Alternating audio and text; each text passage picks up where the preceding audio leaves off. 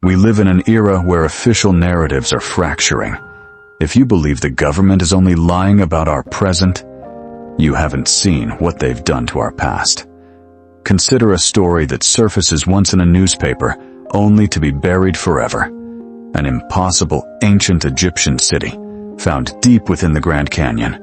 Or the humming mountain in rural Pennsylvania, a local legend, masking a vast, secret city built for a government in waiting. Our investigation begins with that first story, with a lone explorer named G.E. Kincaid, and a solitary journey down the Colorado River, into the heart of a history that was never supposed to be found.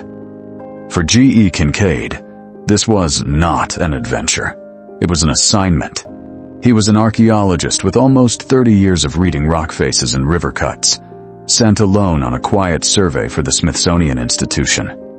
Out here, he was just a man in a small boat on the Colorado, sliding between walls of stone like a skiff along the floor of a drowned valley.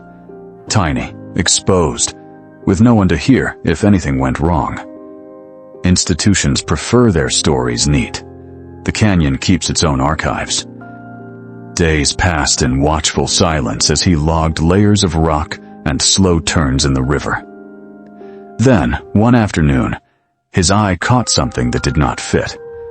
Far above, nearly 2,000 feet up the wall, a dark patch marked the red stone. At first it could have been an old water seep, but its outline was wrong, too sharp on one side, too regular on the other. To most of us, it would have been nothing. To a man who'd spent his life reading stone, it was the kind of anomaly that tugs at you like a cold current beneath a calm surface. The kind of moment an official report shrinks to a single line. Professional instinct, stronger than any river current, told him this was no natural deposit. For a while he drifted, staring up at the mark and the empty air between it and the water.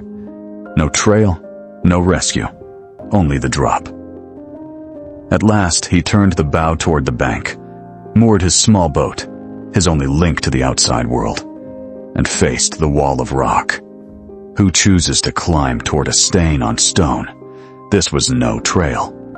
From the narrow shelf where he could start, he faced roughly 1,400 feet of near-vertical sandstone to reach the level of that mark.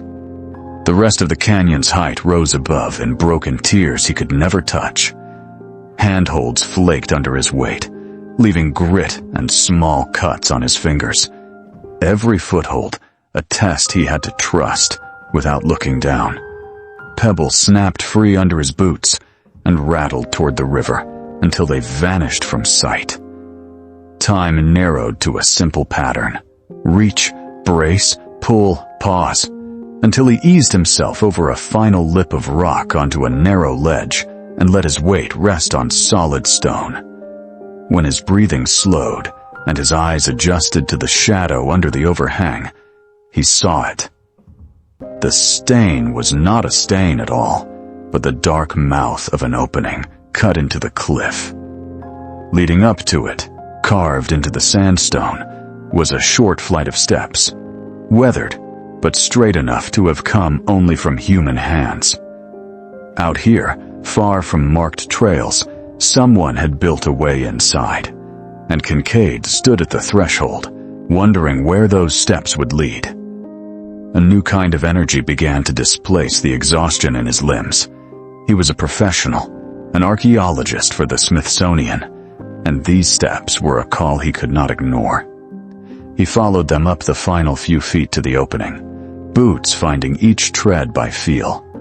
The stone under him had been hollowed by time, the centers of the steps worn low and smooth, yet the edges still held the straight, stubborn lines of a tool, weathered by centuries, unmistakably cut by human hands. The entrance they led to was from the river a quarter-mile below, nothing more than a dark stroke in the cliff face, invisible against the shadowed stone. Up close it refused to pass as an accident. The sides of the gap had been shaved into flat planes, the top forming a clean, deliberate line. The angles were too precise for any wandering current of wind or water. Someone had opened this mountain on purpose, The searing Arizona sun burned at his back, but the air breathing out of that cut was cool and still and carried the dry, metallic scent of ancient stone.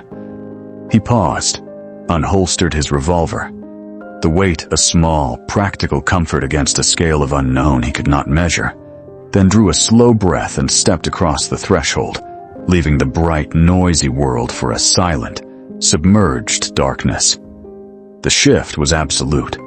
Canyon heat slid away from his skin, replaced by a tomb-like chill that settled around his ribs.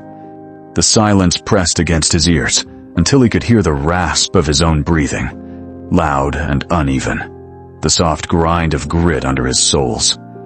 He had pictured a prospector's tunnel, a cramped shaft that would give itself up after a few dozen feet. He fumbled for his lantern, thumbed the striker. A match hissed, flared. The small flame bloomed, then took on the mantle of the lantern's glass. Light should have bounced back at him from a wall or low ceiling. Instead, it seemed to hang there alone, suspended over a depth he could not see. The darkness took it in, the glow thinning and thinning until it was more suggestion than illumination, like a single drop of lantern fire falling into an unseen ocean. The breath he let out came back to him a moment later as a faint, blurry echo, smudged by distance, rather than snapped back by close rock. Whatever he had stepped into was not a narrow cut in the stone. The volume around him felt vast, a hollow that swallowed sound as easily as light. His training ticked through possibilities: collapsing mine, natural cavern, some forgotten storage chamber. But the proportions his senses whispered didn't fit any of them. He lifted the lantern higher and began to turn. Slow, deliberate, the beam struggling against the black. As his pupils widened and the flame steadied, the void around him started to resolve. He wasn't in a tunnel. He was standing at the edge of a colossal central chamber. The floor fell away in a wide circle beneath him, the space a perfect ring carved inside the mountain. From that ring, radiating outward like the spokes of a submerged wheel, dozens of passageways opened, each one a dark mouth leading deeper into the rock.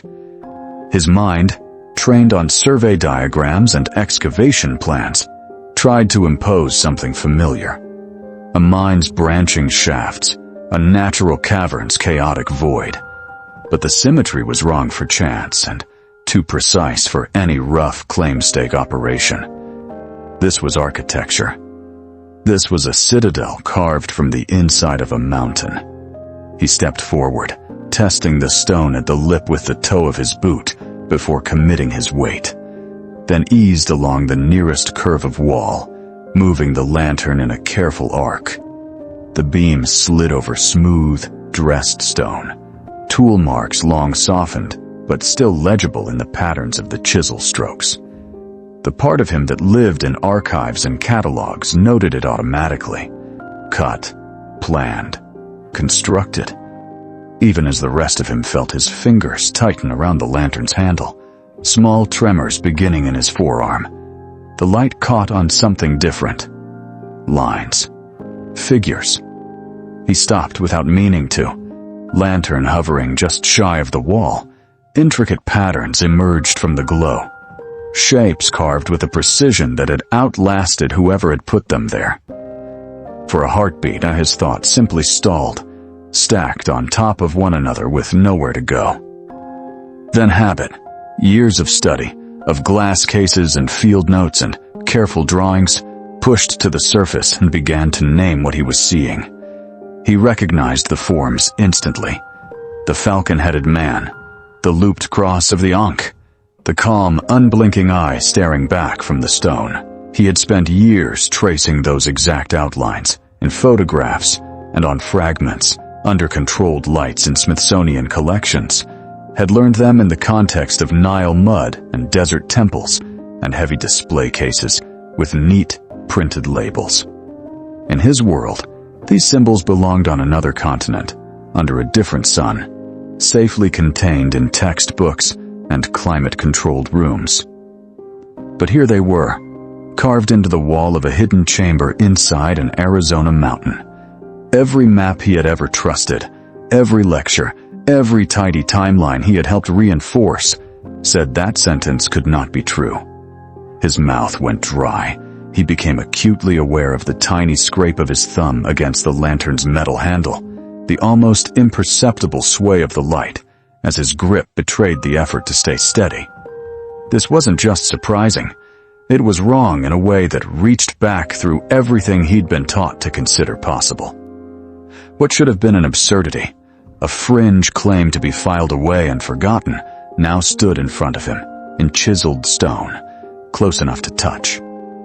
He stood there in the dim, cool air, a Smithsonian archaeologist alone in the mountain's hollow heart, staring at Egyptian hieroglyphs that, by every accepted line of history, had no business existing here at all. For a man like G.E. Kincaid, sponsored by the Smithsonian, and trained to think in field notes and catalog numbers, shock gave way to procedure. The impossible scene he had walked through, rooms carved into the stone deep beneath Arizona, was not his to keep. It belonged to the record. He doused his lamp, felt his way back through the crushing dark to the canyon wall, and then to the slow, exhausting trail out to the nearest outpost of civilization. In Yuma, Arizona, his discovery became paper, a packet of sketches, measurements, and careful descriptions, sent directly to his superiors in Washington, D.C., like a message rising from a depth no one had charted. On the other end of that packet, the response was unusually fast. The Smithsonian did not quietly file the claim away or ask for more letters from the field. They assembled an expedition, not a lone verifier, but a full scientific party of 30 to 40 professionals, led by one of their most respected archaeologists, Professor S.A. Jordan. In that era, moving a team of that size into a remote stretch of canyon meant money, logistics, risk. Whatever Kincaid had drawn on those pages, someone in Washington decided it was worth the wait. When they reached the mouth of the cave, they did not come with a few lanterns. They brought generators and powerful lights, prepared to drain the darkness like water from a sealed chamber. The first time those generators caught and roared, the ancient silence of the cavern broke. A hard white flood of light pushed down the central passage, chasing back shadows that had rested, undisturbed, for an unthinkable span of time. Rough walls flattened into architecture. Chambers emerged where Kincaid had seen only hints. In that sudden clarity, the team's perspective shifted. This was not a simple cave system. What Kincaid had glimpsed in the flickering gloom resolved into a subterranean citadel, a planned complex of halls, rooms, and terraces.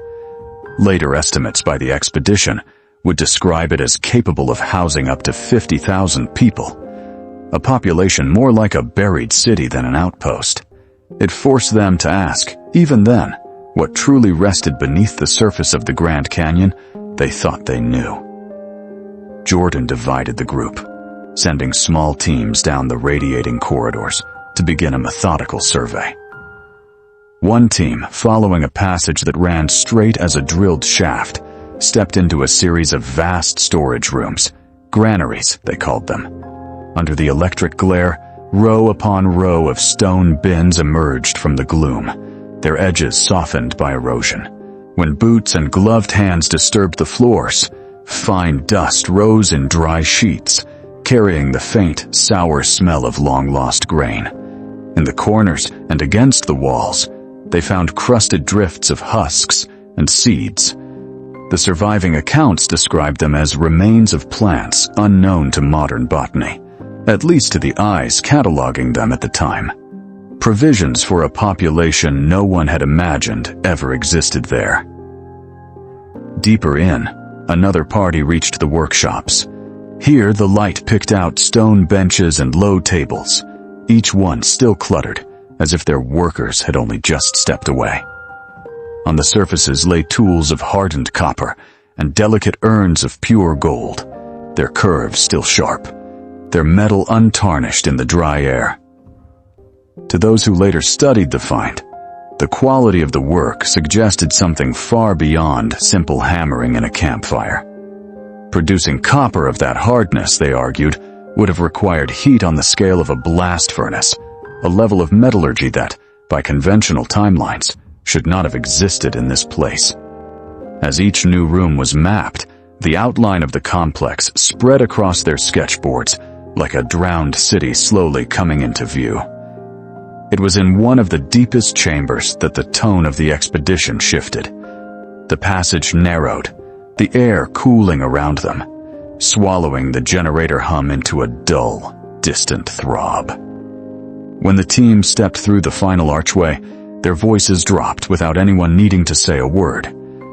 Before them lay a vast crypt, tier upon tier of stone shelves reaching up into the dark, like the decks of a buried ship. On each ledge, wrapped tightly in bark fiber that had hardened with age, rested a mummy. As they catalogued the bodies, a pattern emerged that no one on the team could ignore. Every mummy they unwrapped was male, not one woman, not one child. And beside each figure, placed with the same careful repetition, lay a copper sword and the fragments of a shattered shield. Standing among those ranks of the dead, the complex around them began to make a different kind of sense. Granaries for long-term supply, workshops for weapons and ritual objects, a crypt filled only with armed men. To the expedition members, and to the later tellings that preserved their notes, it stopped looking like a mixed civilian settlement and started to resemble something else. A barrack-scale installation, a military fortress sunk beneath the rock, hidden from the sun and from history's surface record. Yet a fortress by its nature implies something to defend. A barracks on this scale, carved to house tens of thousands, points toward a center, a heart of the complex that all of this was built around. What secret, what artifact, what piece of truth could lie at that buried core, so precious that an entire underground city of soldiers was raised in stone to guard it? The answer, it seemed, was waiting for them nearly a mile beneath the surface. The depth readings had slipped past familiar numbers long ago. In the expedition log, this point would later be marked, almost casually, as approx. 1 mile down. Guided by Professor Jordan, the team left the barracks and workshops behind, their footsteps and radio hiss fading until it felt as if the mountain swallowed every sound. The air thickened as they advanced. Lamp beams that had once caught broken door frames now slid over intact, smoothed walls. No debris, no scattered tools, just a narrowing corridor leading onward. Each step felt less like exploring ruins and more like crossing a threshold someone still meant to protect. There, in the chamber ahead, they found the shrine. It was carved from the same rock as the tunnels, but finished with a care that made the rest of the complex feel rough. At its center sat a stone figure, cross-legged on a low plinth, hands open, each palm cradling a lotus. The posture was calm, meditative, an image any of them would have recognized from Buddha, statues, and Tibetan paintings, not from a canyon under North America. The team fell quiet. One of the younger archaeologists drifted closer, almost without meaning to, eyes fixed on the worn, serene face. Another raised a camera, then lowered it again, as if photographing it would snap something fragile. Only when they forced themselves to look away from the idol did the rest of the room resolve, and with it, the real impossibility. Every surface of the shrine, from the floor at their boots to the curve of the ceiling, was covered in carved signs. Not vague markings or weathered scratches, but precise lines of ancient Egyptian hieroglyphs. The falcon, the seated scribe, the curling sign for water. Characters they'd spent years decoding under fluorescent lights, now stared back from the stone in the harsh beam of their lamps, a mile below the North American surface. For a long second, their training tried to keep up. Egypt belonged on the Nile, Tibet on a high plateau, this place on no map at all. Egypt, Tibet, here, sharing a single room under North American rock. The questions came hard and simple. How is this possible? How could those worlds have touched? What else would have to be wrong for this to exist? And beneath all of it, a quieter realization. If this was real, then the tidy currents of history they'd memorized were only the surface of something deeper. Yet the shrine was not the only thing waiting here. Near the far wall, just beyond the edge of their light, loomed a massive stone doorway. It was cut from the same rock, but there were no carvings, no hinges, no handle, only a single seamless slab, set so cleanly into its frame that it looked less constructed than poured into place. They eased toward it, and the air shifted again. A faint, almost oily warmth leaked from the hairline gaps around the stone. Then the smell reached them. The expedition's scant notes would later call it a deadly, snaky smell. Sharp and sour at once, catching in the back of the throat until one of them coughed, and another, without realizing, stepped back. For a moment they stood there, caught between professional curiosity and an animal reluctance to move closer. Professor Jordan was the first to break the spell. He ordered the team away from the doorway, his voice level, almost casual. No drilling, no probes, no attempt to force the slab. Whatever lay behind it would remain sealed, its warning left to seep quietly into the dark. They had reached the heart of an American mystery. Before them, a god bridging Tibetan heights and Egyptian deserts, carved into rock. Behind them, a door breathing the scent of death. On any honest map of human history, this chamber would redraw the lines between cultures and eras. But in that mile-deep silence, another question rose, and didn't fade. Even if they reached the surface, would anyone ever allow this to be written into the record? On April 5, 1909, the world was told. The answer to whether the discovery would be shared came not from a scientific journal, but as a front-page headline in the Arizona Gazette. The article, titled "Explorations in Grand Canyon," laid it all bare.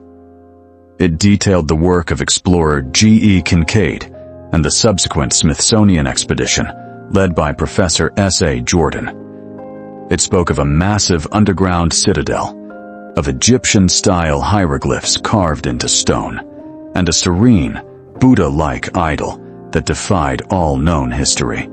If taken at face value, it suggested that an advanced, foreign-linked culture had once existed deep in the American interior, far beyond the neat, isolated timelines that official archaeology was comfortable with.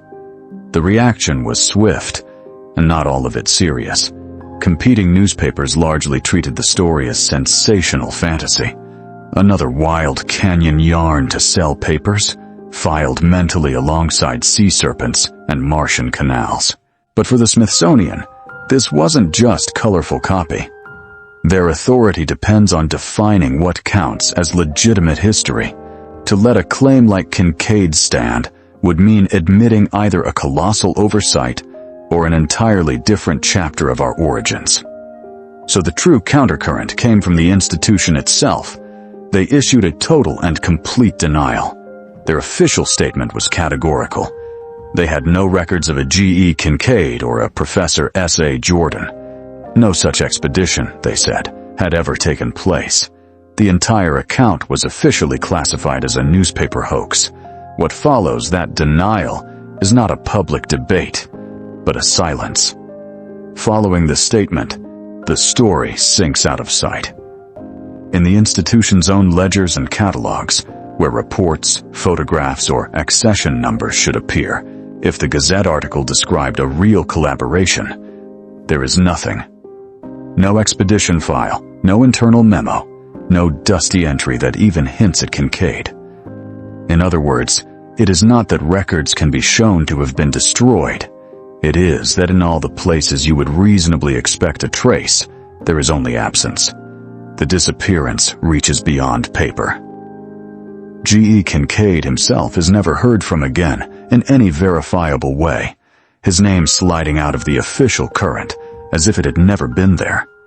And the stretch of canyon where his discovery was supposedly made now sits inside a federally protected, restricted access zone. On its own, that status can be explained away as preservation or safety. Yet the same cliffs and buttes inside that closed-off area bear names like the Tower of Ra and Isis Temple, Egyptian echoes overlooking a landscape where, officially, no Egyptian-style discovery has ever existed. Taken together with the denial, it becomes less a neat coincidence and more a piece of circumstantial pressure on the story's surface. So we are left with two artifacts, resting at different depths. A detailed front-page story that reads like an expedition report, and an absolute categorical denial from the Smithsonian Institution. One of them is a fabrication. You must decide which. The Smithsonian maintains this was all a hoax. So what else might be filed away in forgotten archives, like artifacts in a lightless vault, labeled in ways that keep us from ever asking to see them? Have you ever come across a piece of local history, a story that simply didn't add up? Let me know below. Those small fractures in the stories we're told, that feeling that something doesn't quite line up, start to look less like glitches and more like echoes of a pattern. The erasure of G.E. Kincaid is not an isolated event, sealed in the past. It feels more like a protocol, a procedure deployed when the unknown washes ashore in a way that threatens the official shoreline. Once a story is stamped hoax by an institution of that size, funding dries up, academic careers steer away, and serious investigation is quietly locked out. With one administrative gesture, an entire possible chapter of human history is kept just beyond reach. It demonstrates not just a capacity, but a willingness to bury a story that, if true, would force us to redraw the map of our origins. The public loses the chance to ask real questions, to examine evidence, to decide for themselves what truly rests beneath the surface. And if an institution could bury a lost city in a desert canyon a century ago, it begs the question, what are they burying today? The answer, it seems, may not lie beneath the sun-baked earth, but inside a quiet, humming mountain. That mountain is real, and it brings us from the sun-scorched deserts of the past into the deep, quiet forests of the present day, to a small town called Blue Ridge Summit, Pennsylvania. Blue Ridge Summit sits folded into the trees, a small cluster of streets and houses, pressed up against the ridge where the forest begins. Life here moves slowly, two-lane roads and evenings that end early as the hills go dark. The ridge behind it, though, is not just scenery. Just as the Smithsonian hid a secret city in the past, another branch of the government has been carving a new one into this mountain for the future. And for decades, people living beneath it have felt something they can't explain. Locals call it simply the hum. It isn't a noise you hear so much as a pressure that rises through your feet and settles in your chest, a low frequency that seems to leak out of the stone. On still nights, when the wind and traffic fall away, that vibration becomes the only movement you can feel, a slow pulse under the soil, as if the mountain itself were drawing breath. People describe pausing mid-step in their yards, suddenly aware that the ground beneath them is alive. One of the people who lives with that feeling every day is Hal Neal, whose property runs up the ridge to the line where private land ends and the government's mountain begins. He's been here long enough that the usual sounds of town life blur into background for him, but the hum never does. Hal talks about stepping into his yard and feeling the vibration strongest when he faces the slope of Raven Rock, toward the part of the forest everyone knows not to wander into. Beyond Hal's fence The trees give way to cleared rock and concrete, and in the middle sits a fortified military installation. Officially, the Raven Rock Mountain Complex, known simply as Site R. Its perimeter cuts hard against the countryside. Barbed wire fences, warning signs, armed patrols tracing slow routes along the slope. What faces the town is only a shell. The structure itself is buried in the mountain, a sealed hull driven deep into stone. The low thrumming that reaches the town is a reminder that what rests beneath the surface is not sleeping. It is active, alive. What kind of machine is breathing inside that mountain? The question of what is breathing inside that mountain is a current that runs deep. To grasp the scale of the secret held within Raven Rock, our view has to break the surface and turn upward, to the sky above the facility on a single night, in July of 1976. The account does not come from rumor. It comes from an incident report held in classified files until its release under the Freedom of Information Act and its appearance in archives like the Black Vault. In that report, the language is dry. Approximately 200 hours, 2 military police patrols, operating separately, report unauthorized aerial activity within Site R restricted airspace. No commentary, no speculation, just a record of an intrusion into one of the most tightly controlled slices of sky on the planet. Each patrol records almost the same scene. 3 luminous, oblong objects, altitude not specified, listed as silent in the narrative. No course or speed estimates appear in the log. They are simply marked as hovering in place. And the plotted positions are not random, directly above the primary nuclear command bunker and the installation's main ammunition storage area. Inside the document, a short notation forwards the matter for investigation. Classification markings on the same pages show what happened next. The file was locked under restricted access and kept there for roughly 45 years. Nothing in the paperwork indicates any public notification or acknowledgement. For nearly half a century, this encounter sat below the surface in those closed cabinets until declassification finally carried it into view. For those guarding Site R, an unknown object in that patch of sky was not a curiosity. It was a breach in the shield around the emergency bunker for coordinating nuclear forces and the ammunition depot feeding the surrounding infrastructure. Whatever those 3 objects were, they had settled over the command core and the munitions of the complex, as if selecting the points of greatest consequence. That vantage hints at how important the mountain appears from the outside. The report offers no explanation. It does not label them as extraterrestrial, experimental, or even aircraft. It simply calls them objects. Taken at face value, it records 3 silent lights holding precise positions over a highly sensitive military site, inside airspace defined as off-limits to unauthorized flight. Whoever or whatever controlled them was capable of maintaining those fixed, silent positions over targets never meant to be approached unannounced. The incident adds a new current to the story of Raven Rock. The mystery is no longer limited to what the government chose to bury inside that mountain. It extends to whatever chose to look down on it that night. The question that echoes from the report is not just, what is inside that mountain? It drifts into something more unsettling. Why were they so interested in it? The answer to why that mountain held such importance would not emerge from another fated government file. It would arrive 25 years after that strange night in 1976, not from an archive box, but from a clear, blue sky on a Tuesday morning. Most of us remember where we were on September 11th, 2001, a television that suddenly stopped showing morning shows and started looping the same impossible image, a phone that wouldn't stop ringing, or one that went strangely silent. Streets that felt too quiet under a sky with no planes.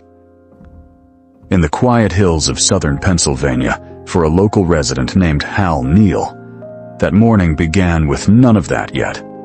Just the ordinary sounds of his own little valley, the distant hum of a highway, the soft rush of wind through late summer trees, the mountain sitting where it always had, like a dark, familiar wall at the edge of his world. Then something new began to seep into that calm. At first, it was just a faint vibration in the air, a low chopping noise so far off it barely registered.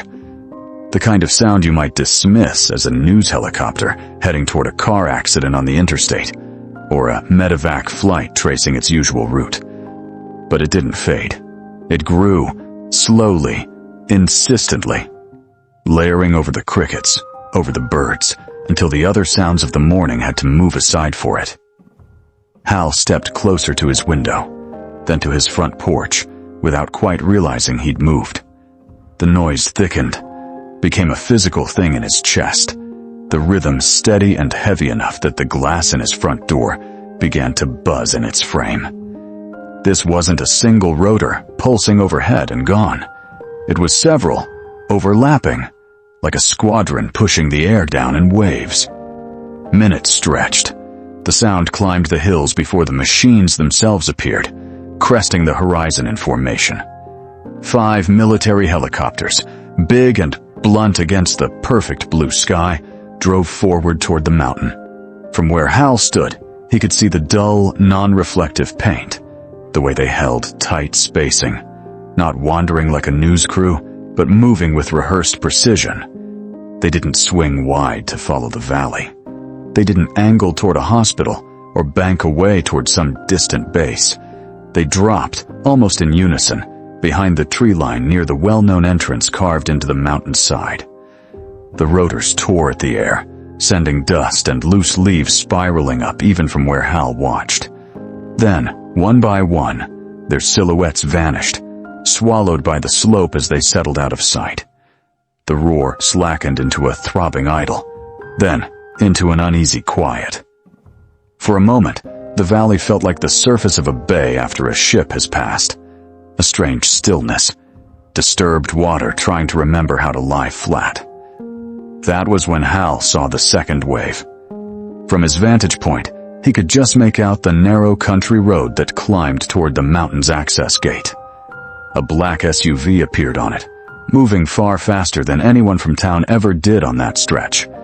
Then another behind it, and another, a whole line of identical vehicles, windows blacked out. No license plates he could read at that distance, kicking up a long brown plume that hung in the air behind them. Hal found himself half out into his yard now, watching as the convoy rushed past his turnoff and kept going, straight toward the mountain. He craned for a better angle as each SUV in turn reached the cut in the hillside, and then simply disappeared into the dark opening of the tunnel. No pause. No flashing lights. Just one after another, slipping beneath the surface of the rock as if the mountain were a sinkhole quietly swallowing them. There was no siren for the town, no announcement. Just a man standing in his yard, realizing he was looking at something that did not feel meant to be seen. Only later would it become clear what exactly he had watched. As the attacks were unfolding in New York and at the Pentagon, the United States government had triggered its top-secret continuity of government plan, a system designed to move the machinery of power into hardened shelters when the surface can no longer be trusted. On that morning, the theoretical purpose of Site R, the local legend in Hal's Hills, became operational reality. Investigative reports would later confirm the scale of what happened in those frantic hours. The Boston Globe traced the emergency relocation of key officials into the Raven Rock Mountain Complex. Garrett M. Graff's book, Raven Rock, would go further, documenting how, among those evacuated from Washington, D.C., was the Vice President of the United States, Dick Cheney. The low, unexplained humming, the strange lights, the sealed roads the locals had traded stories about for decades. None of it was abstract anymore. That mountain had not just been hiding an odd bunker or a backup office. It had just served as the nerve center for a superpower in crisis, a place where the highest levels of government could continue breathing even as smoke filled the sky above the rest of the country. The official record treats it as a safety measure, part of a continuity plan. But when the man constitutionally next in line for the presidency retreats under a mountain while everyone else is glued to burning towers on their screens, it quietly redraws the map of who is protected when the world above starts to sink. The Vice President of the United States had just retreated into the earth beneath this very mountain. A facility like this is built to operate only after the world we know has failed. What then is its true final purpose? The answer begins to surface not in whispered rumors, but in the cold, hard lines of declassified engineering schematics. On those diagrams, the anonymous hum finally acquires a label and a function. Banks of industrial air handling units, ductwork and shafts cut through the rock, designed to pull and push clean air deep into the mountain. Run continuously, at a scale large enough to keep thousands of people breathing underground. Those fans turn the entire mountain into a low, steady instrument. And the sound that leaks out into the valley is the note it plays. But what those systems sustain is not merely a bunker. It is a complete, self-contained city. Inside Raven Rock stand 5 separate 3-story buildings, an entire urban core entombed in granite. The whole complex sits on a forest of massive steel springs, each one built to soak up the violent shudder of a nuclear shockwave and keep the structures decoupled from the rock around them. Around that suspended city, the plans show independent power plants and 2 vast subterranean reservoirs, enough electricity and water for thousands of personnel after the surface has been scoured. Ventilation, power, water, shock-absorbing foundations. Every piece is there so that life, and more importantly command, can continue even when the world above has fallen silent. It is, in plain terms, a place designed to survive the apocalypse, not so that a few can simply endure it, but so that a functioning nerve center of government and military command can ride out a first strike and remain able to give orders.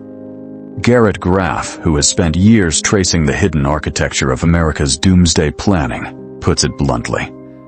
Raven Rock is not where American nuclear war ends. It is where it begins. This is the operational truth of Site R. Often described as an underground Pentagon, it was engineered as a hardened command center, built to withstand a direct attack and keep communications and decision-making intact. If Washington, D.C. were ever destroyed, the authority to launch a retaliatory strike would not vanish. It would flow down the chain of command into this mountain, to the desks and consoles waiting in that buried city. And so, the 2 currents meet.